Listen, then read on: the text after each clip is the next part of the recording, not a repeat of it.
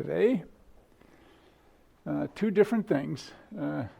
It's kind of the last of the MRI techniques. Then I'll start on data analysis. We won't do enough data analysis, but a couple lectures on data analysis will be next. So the two things for today are perfusion imaging or arterial spin labeling. So that's yet another kind of a contrast that you can stamp into the MRI images.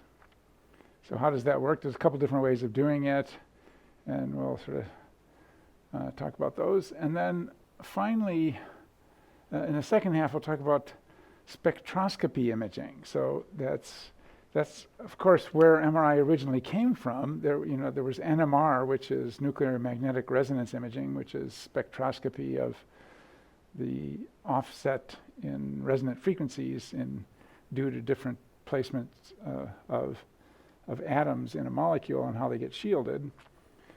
But that can be done with MRI, still done with MRI, and in fact it can be combined with imaging. So you can make an image that has spectra in it. So we'll talk about how that works. So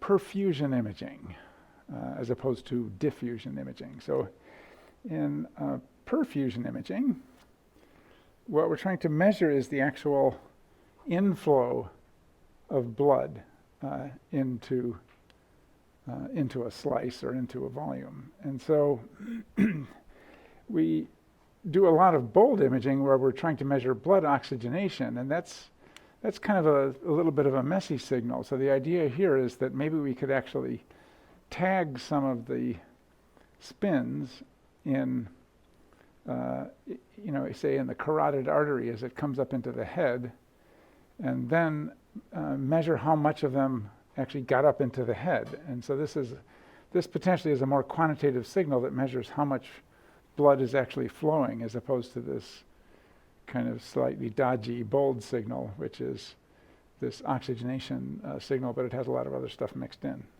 So how does this work? So the basic way it works is we have to sort of talk about what the dynamics of blood flow in arteries are. So the way your blood system works is you've got these arteries where the blood is flowing very fast, and then here's the brain here.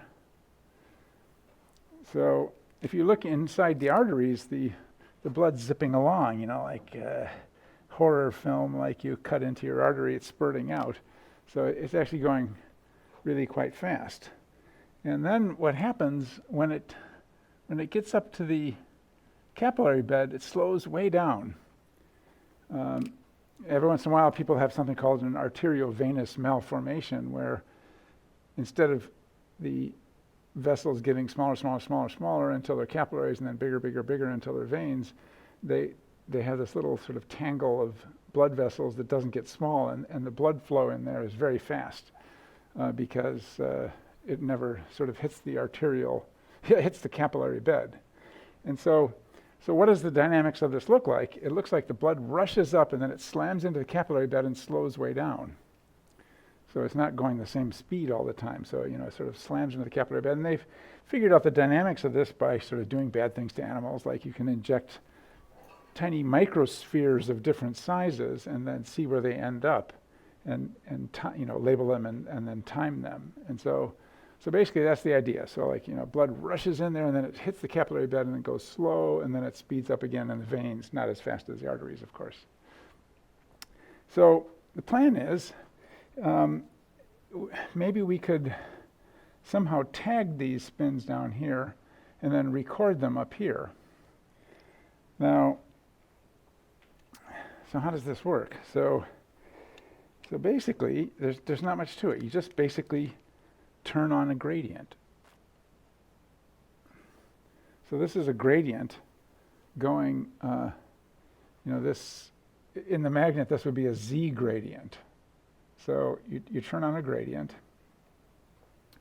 And it turns out that if you turn on a gradient and have spins go through that gradient, so you turn on the gradient and then you continuously stimulate.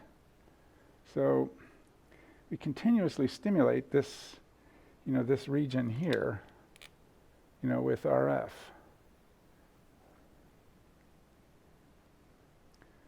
So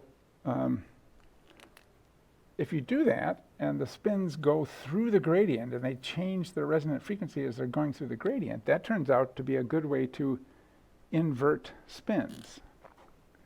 So we'll start off with sort of continuous RF. And what does that do? That inverts spins. So like it does a 180. And then the idea is we let those spins recover as they're flowing, and then when they get up here, we figure out how much of them got up there. And again, since we're inverting them, then what's going to happen is we're going to have less longitudinal magnetization for spins that came. So it's kind of like diffusion, where it's kind of a negative signal. So you have less of a signal because less recovery will have occurred for the spins that came in from below.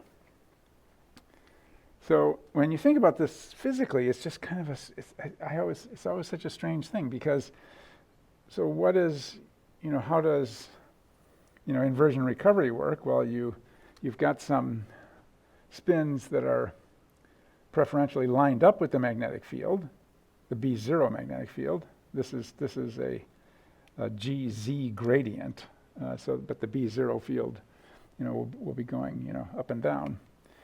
But think about what's going on. So you got these, you go in the B0, you get magnetized.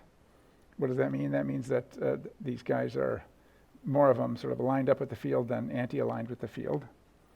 Then you do an inversion pulse, and that sort of like flips them so that they're anti-aligned with the B0 field, and then they slowly recover. But think of what's actually going on physically. They're in water molecules, and what are the water molecules doing? They're just going like bouncing into each other at high speeds, and they're rotating all around.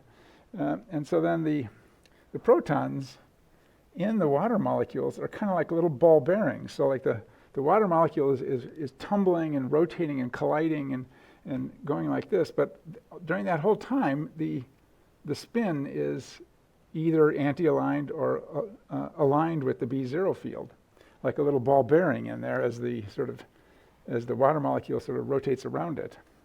And so something we did down here, which is miles at the molecular level away from up here, can persist all the way up until we get up into the brain to record it. It's kind of amazing.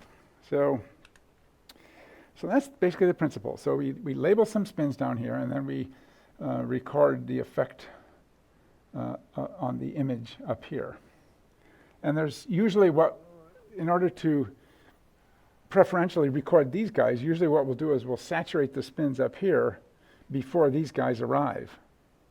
So just before these guys actually hit the capillary bed, we saturate all the existing spins up here, so we just see the signal coming from the ones that we labeled. So the first way that this was done was called CASL. CASL for continuous arterial spin labeling. So that's what so CASL. So how does this one work? So this one works is we first prepare by doing that inversion pulse. Prepare. And how do we do that? We basically just do a continuous RF at one frequency, at one freak. So just turn on the RF continuously, and then also turn on a gradient. like over the carotid, put this gradient over the carotid arteries. So weirdly, that causes an inversion. So why does that cause an inversion? It causes an adiabatic, which is kind of a kinder, gentler adiabatic inversion of the spins. So how can we sort of conceptualize this? So basically we can think of this as equivalent to something that we talked about earlier, which was off-resonance excitation. So you can think of it as equivalent to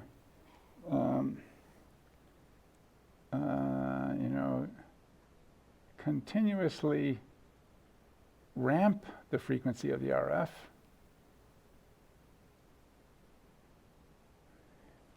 with no gradient.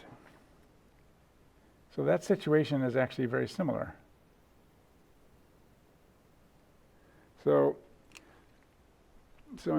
And that will cause an inversion if you continuously ramp the gradient through the center frequency. And that's like what that was done like way back with just chemicals. So you just you have the center frequency and you just ramp the RF transmitter through the center frequency. That will cause an inversion, and we'll try to explain why on earth that should cause an inversion. But that will cause an inversion. But if you look at this situation, you can see it's just like, it's kind of the same thing. So what you're doing, you're moving the spins through the gradient. And so as the spins move through the gradient, they resonate at different frequencies. But you're hitting it with a continuous RF just at one frequency. And so it's effectively the same thing. You can sort of like move the spins through a gradient, or you can move the frequency, with no gradient on. And from the molecule's point of view, it's kind of the same thing.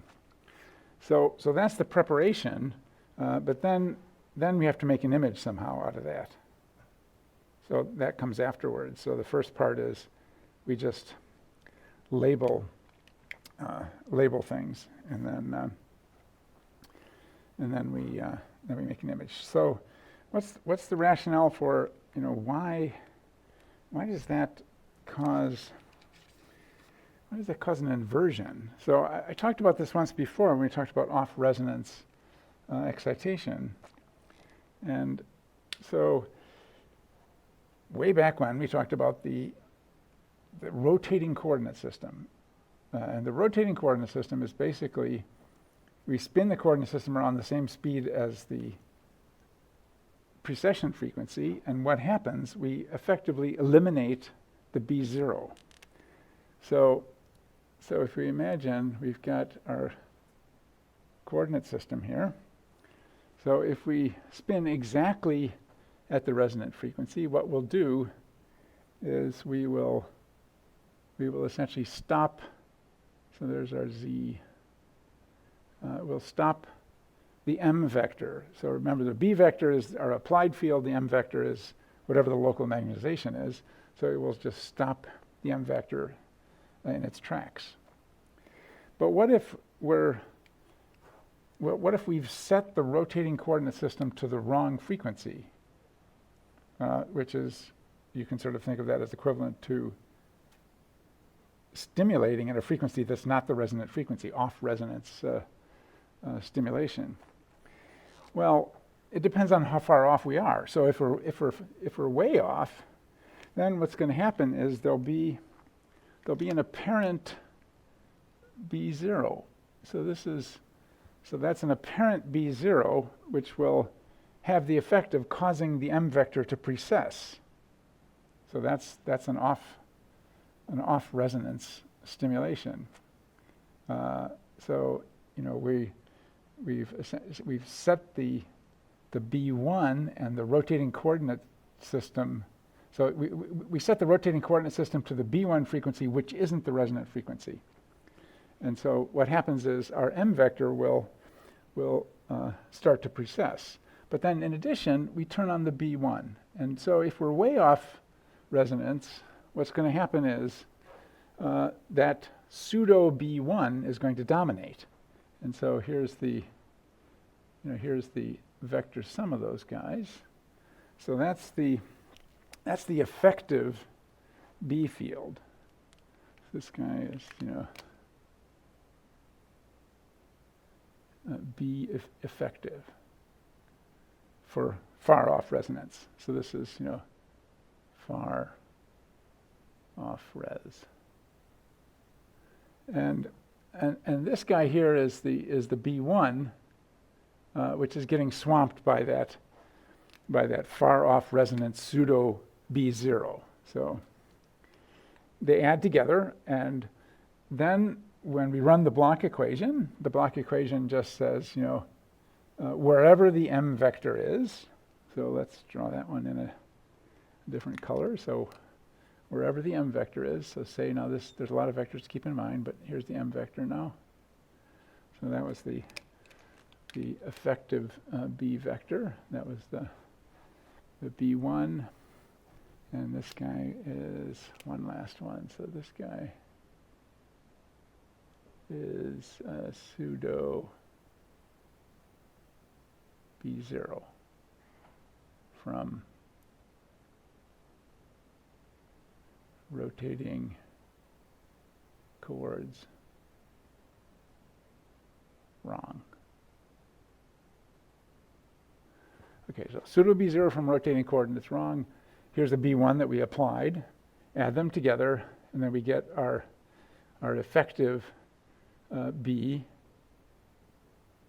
Now apply the block equation, and so then the block equation will basically cause the M vector to rotate around this effective B vector, and so the M vector is going to rotate around that, be slightly off the vertical, so the plane will be tilted a little bit.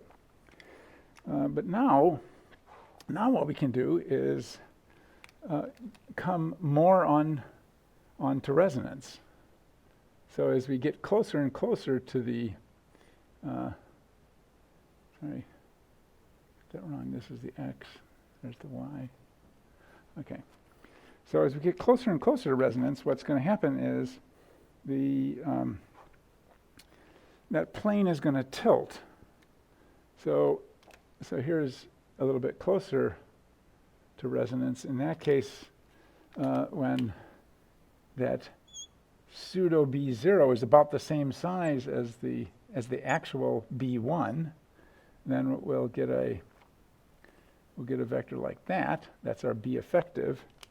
And when we look at what it does to our M vector, I won't draw the M vector, but it's going to cause the M vector to start to precess in a plane perpendicular to that B effective. So here's our B effective. And when we eventually go through the resonant frequency, right, the center frequency, so right when you go through the center frequency, then we're back to our original picture with the rotating coordinate system set correctly. And so what happens in that case, we just have B1. So here's just B1. That guy's B1 here. Because now our B0 has been completely canceled by setting the rotating coordinate system correctly. So now we just have B1.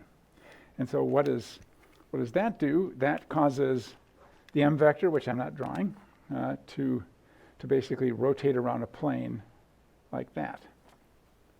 That's perpendicular to that B1 vector. And that's exactly the way we conceived of a flip. So you just conceive of a flip as, like say you've got the M vector up here and we rotate it around the x-axis. Here's like x, y, z.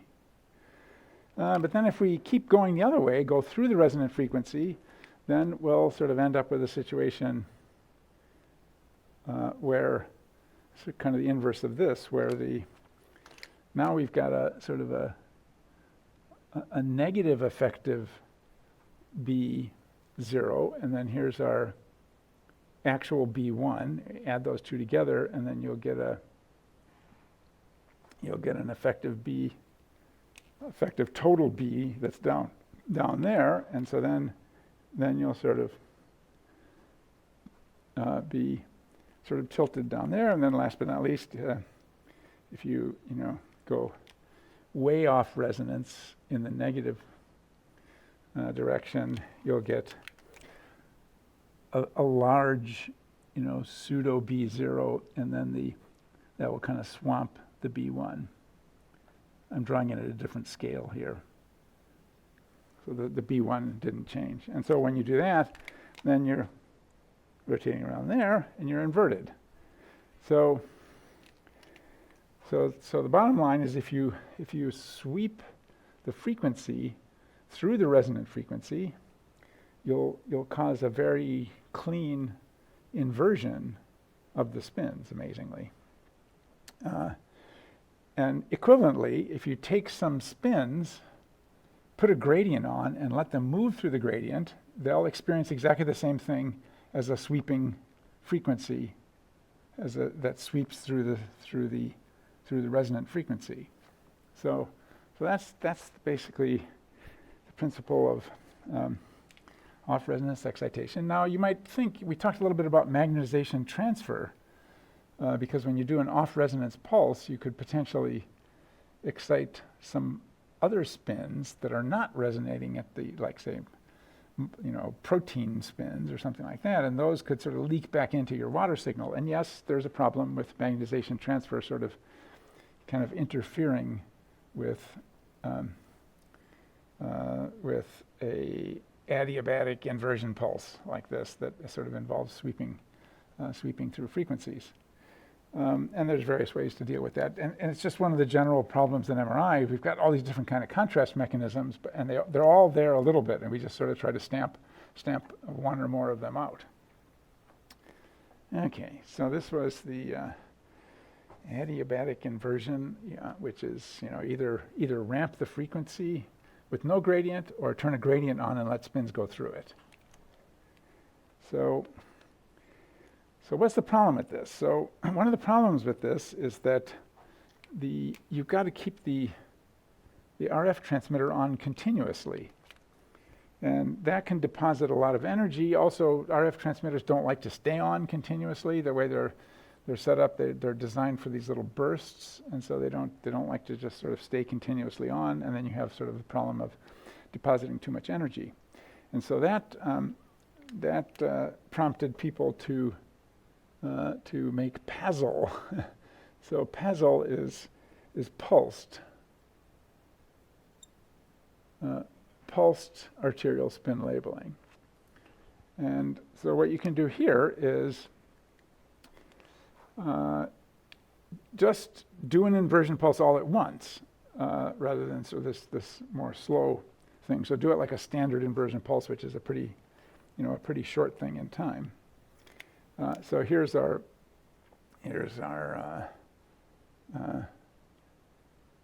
artery going into the capillary bed, and so the first thing we do is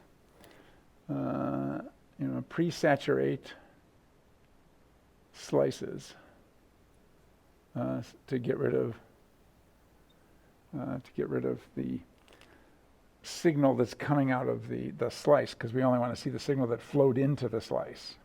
So we pre-saturate the slice, and then we tag, which is a 180. Tag arteries, arterial blood, and versus a control. So all of these scans involve basically a subtraction between your tagged condition and your untagged condition. So you can actually sort of see the difference, how much flow occurred. Let's just try not tagging, see what our signal is, then tag, see what our signal is, and then you can see how much flow occurred. So we need a control. So there's tag versus control. The problem is, like when you turn on the RF and the gradients and everything like that, you're gonna cause all different kinds of mess. And so one way of doing a control is to just tag out in the air. So so the idea is, for our tag, let's select a slice down here and do a 180 down there, and then for our control, do it the same distance away up here. So this is control.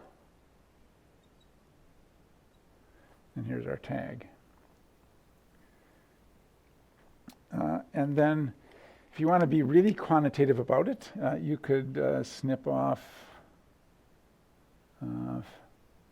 end of tag. So, tag a little bolus of blood and then let it flow for a while, and then kind of like clean up the end of it. That's called quips. That's like a way of sort of making your signal more quantitative. I won't go into the details. And then finally, we record the images.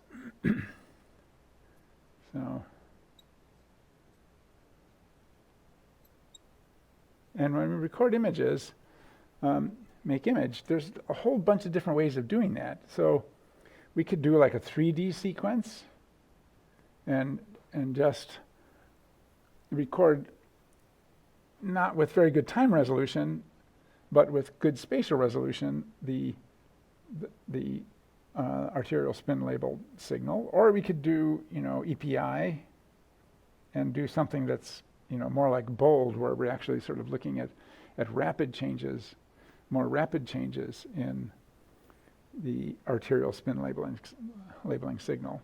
So it depends on what you want to do. So if you just want to see like how much perfusion in general is there all across the brain at a high resolution, then you would do like a 3D sequence. If you're looking at, like, can I actually see the hemodynamic response function as after I've done some kind of stimulus, some sensory stimulus, then you'd probably want to do something more like this. So here's the brain again, right there. And it turns out you also have a bold signal in there. You kind of like mostly hope to subtract it out by subtracting those two images, because the bold signal should be present in both if you're looking at activation. If you're doing it very rapidly like this, where you can just do a tag and then just record a bunch of slices. So here's our slices. I forgot to put the slices in. So here's our block of slices that we're recording. So this is our slices. You can actually look at the bold signal just by deciding which images to subtract from each other. And so, so if we get a tagged image, and then we have a control image, and then a tagged image, and we're doing this pretty quickly. Say we're doing these like every couple seconds, like for fMRI. So what you do is you just subtract the tag and the control. So if we just subtract these guys, that gives us ASL. And then if we just average them, just take those two and just average, then we get bold. So bold is still there, but we'll mostly subtract it out. So so you can get bold and ASL at the same time. So this is subtract. You get ASL. And then you could just go and do that to the same, do that to the next pair. You'd have to change the sign because, you're subtracting them in a different order. But, you could just go on and, et cetera.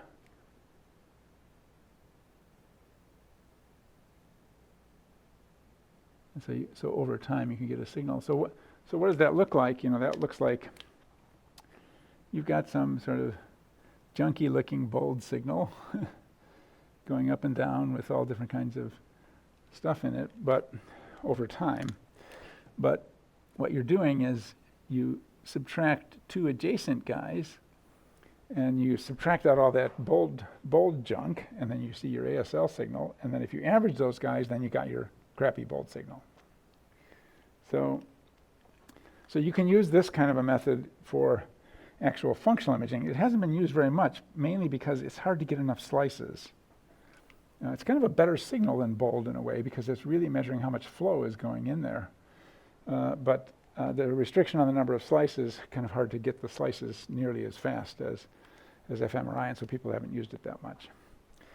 This kind of method is typically done with a 3D scan, so you're just getting a scan. You scan somebody for like 4 minutes, and you get a perfusion signal, a nice high-resolution perfusion signal, but it's not like a functional MRI method. Okay, so that was the situation until about 10 years ago, and then people said, well, the problem with the pulsed method is that we can't get enough slices. You can get enough slices this way, but the problem here is we're doing something that actually involves depositing too much RF energy. And so people said, well, maybe we could do something that's sort of a slightly pulsed version of continuous ASL, and that's called pCASL, which could either, I suppose it could either mean, so it's a small p CASL, so it could mean like, sometimes, this is called pseudo-continuous, or, but it could also be pulsed continuous. That's pulsed continuous ASL. So the idea is we want to do something that's like continuous ASL, but it works better with the RF transmitter, and it just gives us a nice big signal because we're able to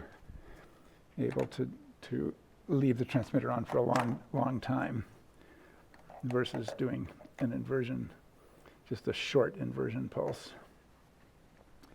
So how does this one work? So the original idea,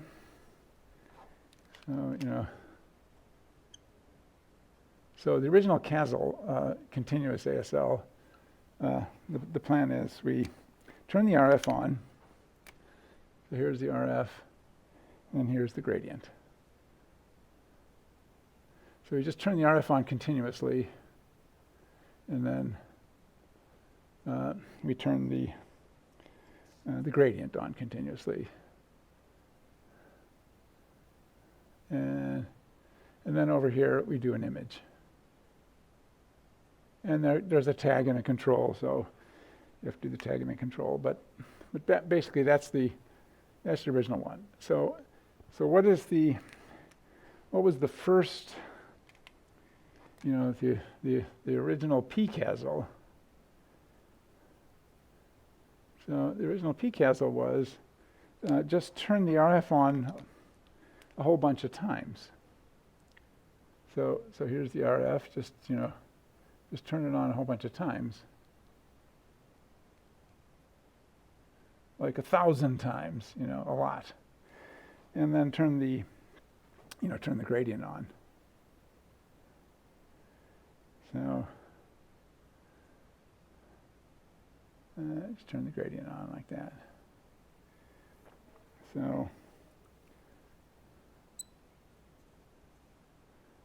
So that one, so that works better for the transmitter, but now we have to sort of consider what we're doing to our image. So then, then here's our image.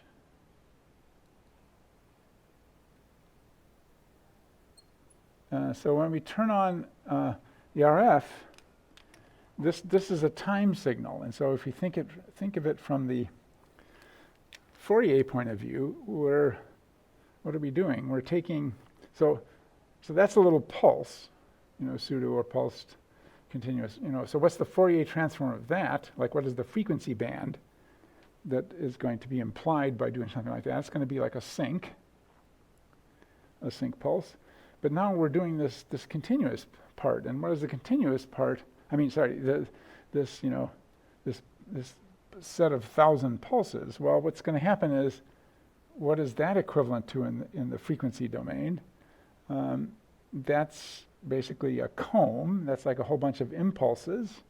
And what do we Fourier transform that to? We Fourier transform that to a set of more spaced out impulses, multiplied by a sync. Each one's multiplied by a sync. So that's what's that going to do? That's going to basically cause ghost slices. So so this thing is going to cause some ghost slices that are not in the same place as the slice that you want. So that wasn't good. And so what do we do now? So now what we do is do an RF pulse. So this guy makes the Fourier transform of that, in time going to frequency is a sync, but we could use a different kind of a pulse, like a Hanning pulse or something like that, or a secant pulse that has kind of like a better Fourier transform. It causes less ghosting. And the way that the control is done, so we just do a whole bunch of these guys. The way that the control is done is don't try to activate part of the brain versus the neck. Just mess with the phase of the pulse. And so the idea is every other time when you're doing, so this guy is the control, the dotted one. So every other time, flip the phase 180 degrees of the pulse. So that's what so this is 180 degree phase. And so this guy is the control. So that gives you a nice cleaner control. And this one is the tag. So, but you still do 1,000 pulses of these modified, secant pulses that have sort of better to suppress ghosting. And then you can also select the slice. But what's going to happen if we select the slice is that, so here's our gradient. If we keep selecting the slice in the same direction, we're going to sort of dephase everything. And so what we need to do is, like, in between, turn the gradient on the opposite way to sort of clean things up. So that's, and then, after we've done 1,000 of those, so if you're in the scanner, what does it sound like? It sort of sounds like, because you do like 1,000 of those, and then there's a little gap where you wait for some of the flow to occur, and then you hear the EPI imaging, or whatever method you're using for making the image. So here's the image. So that's going to be like like maybe an EPI image. So you'll go back and forth, and you have blips and everything else, et cetera. I'm not drawing it in there. So that's a modern. So we have that on our scanner. That's sort of a modern pCASL. So pseudo-continuous. So pseudo-continuous arterial spin labeling, and that gives you a lot more signal than the pulsed. You still end up with just an image over like 3 minutes or something like that. Okay, so that was. There's a lot more there we could talk about, but that's all. That's perfusion imaging. So that's trying to sort of measure a signal that's related to blood flowing into the slice, as opposed to something like bold, where we're measuring sort of a sloppy oxygenated signal. And this is used clinically to see, like, look in the brain and see is the perfusion, delivery of oxygen to some part of the brain, damaged, like around a stroke or something like that. Because if you just do a regular image, you can't really, there might be, that brain might be in trouble calling out for help. But if you just do a structural image, you might not see much of a difference between there. Whereas if you do a perfusion image, you can actually see, oh, there's not enough blood getting to that part of the brain. And, like I mentioned before, the brain is really sensitive to lack of blood. Just 60 seconds of lack of blood is enough to kill it. Okay, so now, completely change over. Let's go to spectroscopy. So basically, what is spectroscopy? It has to do with the things that chemists studied way back when, which was different resonant frequencies due to the local electronic structure of atoms in different parts of a molecule. And so the example I always give is just acetic acid, just a very simple molecule. There's some hydrogens stuck to the carbon, and then there's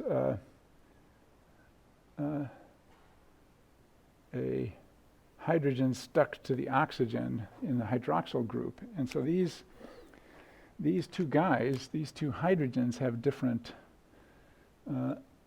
resonant frequencies because of the surrounding differences in sort of shielding in the surrounding atoms. Because once we stick these atoms in a strong magnetic field, you can sort of think of this as inducing all different kinds of currents. Those currents make a magnetic field. That magnetic field can either sort of add to or subtract from the local magnetic field, and then change the resonant frequency. And so if we then record a signal by doing an RF pulse and recording a signal, what do we end up with? Well, we end up with, we do an RF to excite both of them.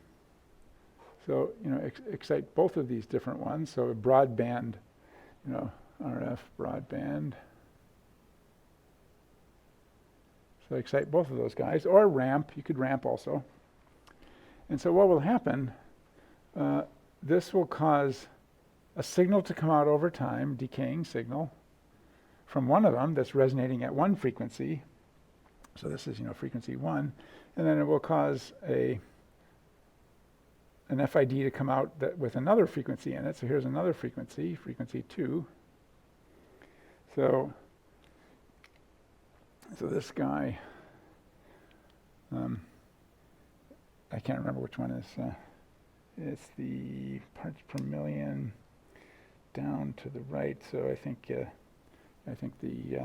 hydroxyl is at a lower frequency.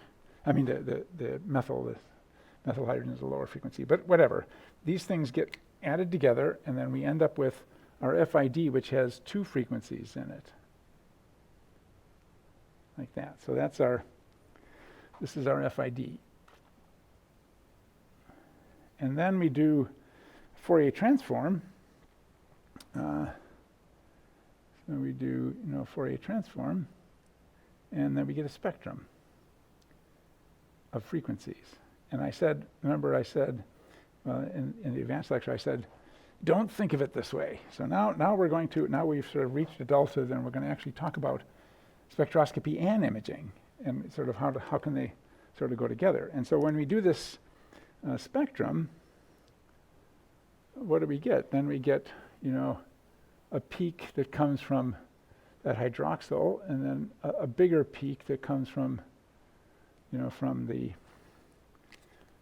so this guy, this guy belongs to that one, because there's three of them, and this guy, belongs to that one, that hydrogen, because there's only one. So there's, 1 here and 3.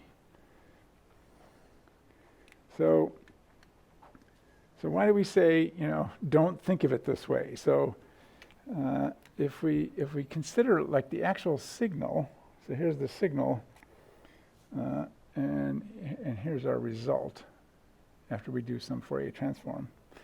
And so in NMR, which is what I'm talking about right here, and we're going to talk about how we can do this, with a with a brain image.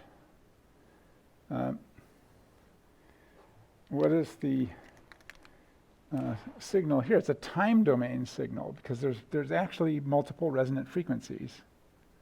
We'll just say 2 in there, okay? So it's a time domain signal. And then we Fourier transform that, and we get frequency domain, and that allows us to see, so this is frequency here. So this guy is, this is time. So we turn time into frequency. And so we end up with a frequency domain signal. And there's an FT over here. So here's how we did our, and this basically gets, frequency domain spectrum of different resonant frequencies. But what's happening in MRI? So MRI is, they thought of it as just turning a gradient on, causing multiple frequencies to occur. And then when multiple frequencies occur, we do a Fourier transform and turn multiple frequencies back into space. But after a while, people realized, no, it's actually different, because what we're doing here is we're recording spatial frequency. We're recording them over time, but it turns out it's not necessary to actually record them with the gradient on. So you can turn, like phase encode is an example. We turn on the phase encode gradient, and then you do some recording later on. The gradient's not on. It's not causing multiple frequencies when you're doing the recording. And for the frequency encode gradient, you can just turn it off in between and record with it off, meaning they're all the same frequency, still works. So people realized this is not the right way to think of it. Instead, what's happened is we take these spatial frequency samples, and then we inverse Fourier transform back into space. So that's, K-space. That's why we call it K-space. Because K-space is your data. It's not a time domain data anymore. I mean, it's collected over time, but don't think of it as a time domain data. It's actually a frequency. So spatial frequency samples here. So it's kind of the inverse. So MRI is kind of like the inverse of spectroscopy. So here's the frequency side over here, frequency side's over there. So those are on opposite sides of the diagram. So how on earth could we record a spectrogram and an image at the same time? Because it sort of seems like they would interfere with each other. And in fact, they do. So you're always recording a little bit of spectrum whenever you do an MRI image. And if you've got a noise source, an RF noise source in the room, you can sort of look at your image as if it was a spectrum. So it's always there a little bit. But how would we sort of like focus on the spectrum part, frequency, the frequency shift spectrum, versus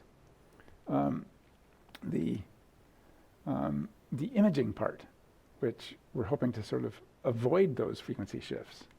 And so the way you would do this, very, very straightforward, is we just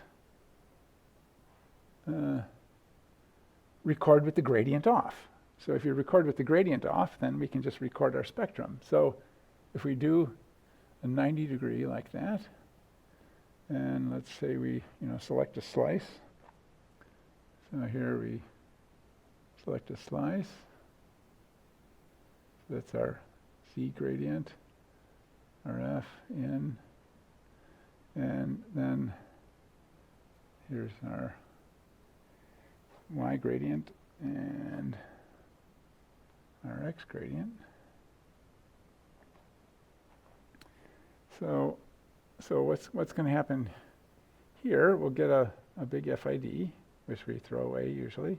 Now that's what the spectroscopist would record, because here's the FID that the spectroscopist is recording. So we've just thrown that out. So now the question is, well, if we've thrown that out, how can we record the spectrum?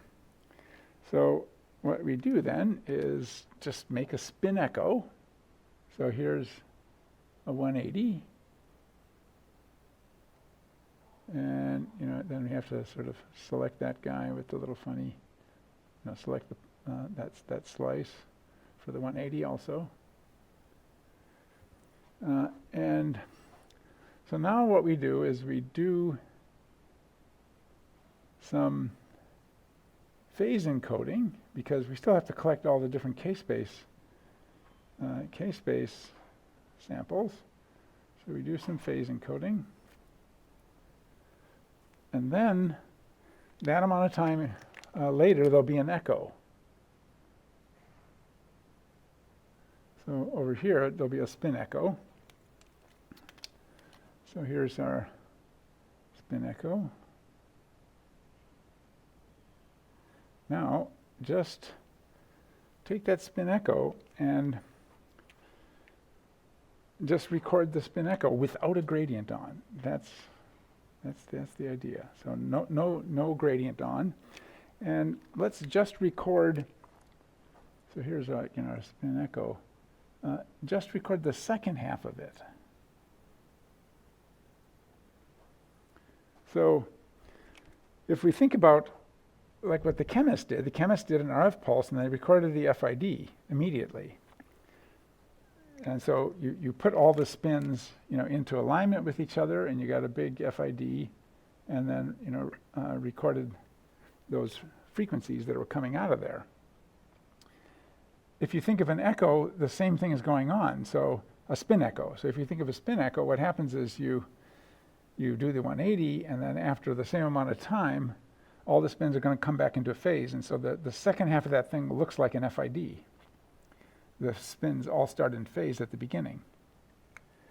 And so now we just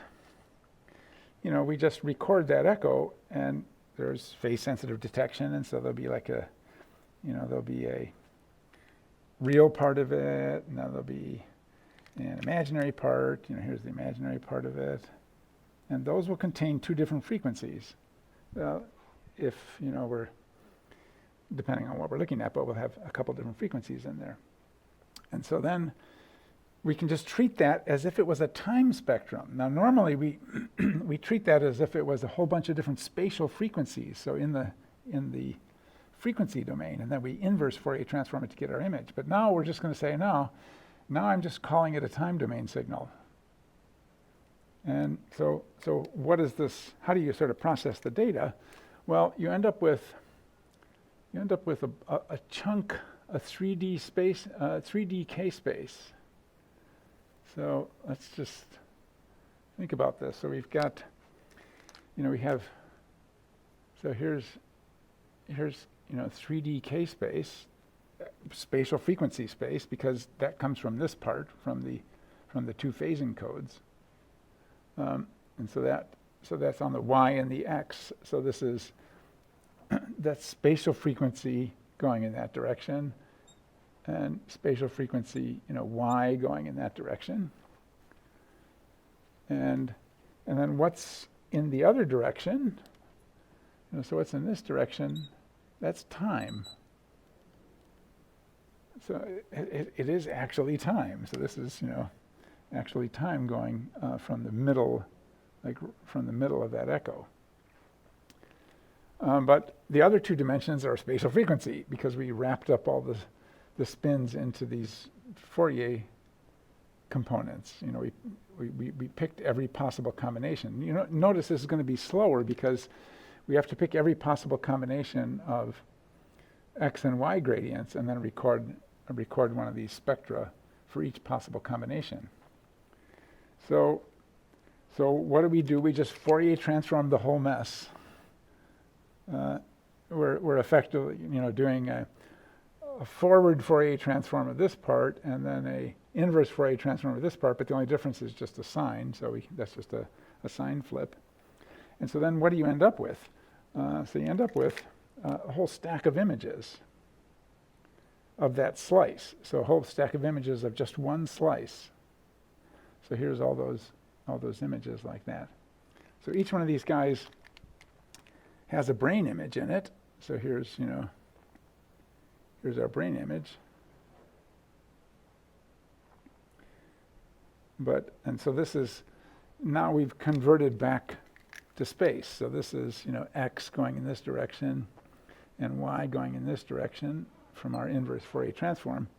And then what's going in this direction?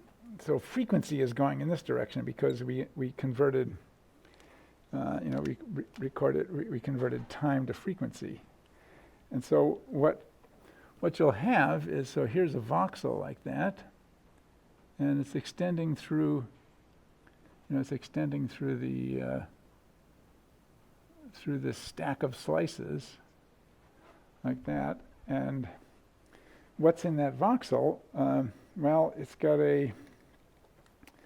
basically got a spectrum in it. So there'll be a spectrum in that voxel like that. So each voxel will have a spectrum in it, and so that's how you can do imaging and spectroscopy at the same time, even though they're kind of inverses of each other. And the trick is simply just leave the gradient off, and then record the second half of the spin echo, which looks like an FID, like a chemist would collect. But then we do our image encoding. We're still doing K-space, so it's K-space in this direction, and then time in the third direction. Now, one of the problems with that is you don't get a whole lot of signal. So why is that? Well, we're trying to record, say, something like GABA. So GABA is a neurotransmitter, and that there's not a lot of that in there. And so one of the problems is the protons that are in GABA, which are the ones that are going to be shifted in their resonant frequency, are way less numerous than the protons that are in water. And so your signal is going to be sort of dominated by the water. And so a lot of times what people do is they don't bother with this because there's not enough. I mean, as it is, you would probably do bigger voxels like this, very big voxels. But how about let's just do one voxel? So that's so how could you do that? Well, first you select a slice in this direction, and then you select a slice in this direction. So now that will basically give us something like that. Give us a intersecting slice like that. Okay. And then you select a slice in a third direction. So if we also select a slice in this direction,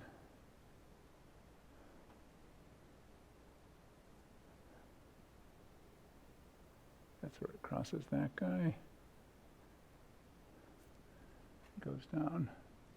So what will that do? That will now select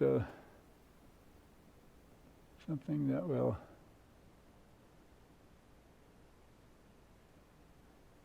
basically select a cube. So we'll just get a little cube of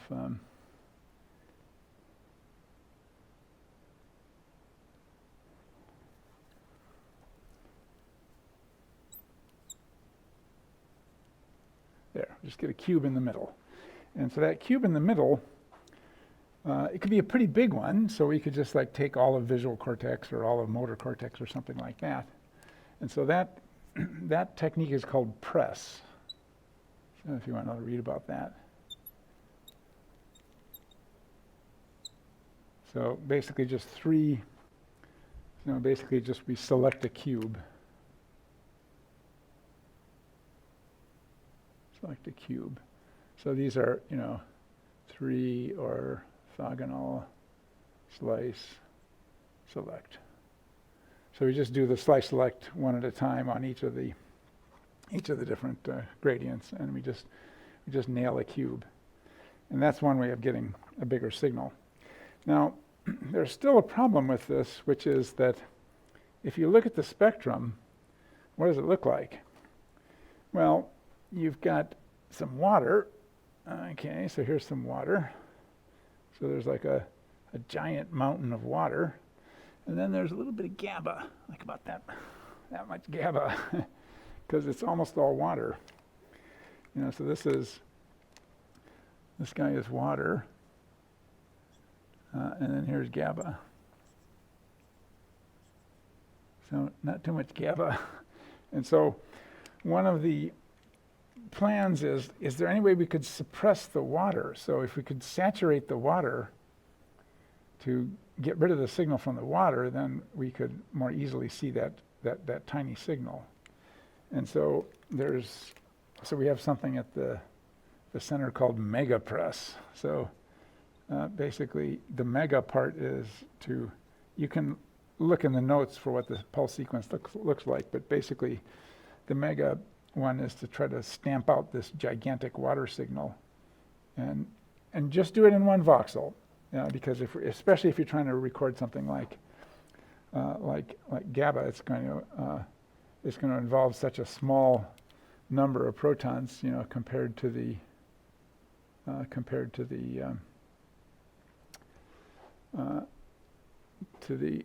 water protons, that it's going to be very hard to pick anything up. But it's possible with this kind of a setup to pick up very subtle things. So an example that was recently done at our center was look at people who do binge drinking. So if you drink a lot, what's going to happen is you're going to essentially turn up your inhibition. It's like you had too much GABA, because alcohol affects the same channel that GABA affects. And so what will happen, that will just turn up the inhibition in your brain, turn down the volume. It basically just turns on the whole excitatory mechanisms across the entire brain. And what does the brain do? Well, the brain says, oh, that's not right. I got to get everything back into the right ballpark. And so it will immediately start turning up excitation or turning down the GABA production. And you can actually see this. You can actually measure this even in somebody who just binge drinks, not a whole lot, maybe like once every week or two, something like that. And that's enough to actually affect the level of GABA in the brain. And the brain is always trying to essentially just keep everything within an operating, it's constantly tweaking things so that you get the right amount of excitation. And that explains why somebody can, like Sonny Stitt, who is a great jazz saxophonist, he could drink like a fifth a day and he could still play bebop. It's like super fast, because what's happened is all the excitatory mechanisms in the brain were turned up to compensate for massive amounts of alcohol that would just knock somebody out if they just drank it just straight. And so you can see these kinds of subtle modulations of these tiny amounts of molecules compared to water by doing spectroscopy. And this is the most common way of doing it. Let's just go for one giant voxel as opposed to try to make an image at the same time. But you can make an image at the same time if you wanted. Okay, so I went quite a bit over, but any questions about spectroscopy versus perfusion?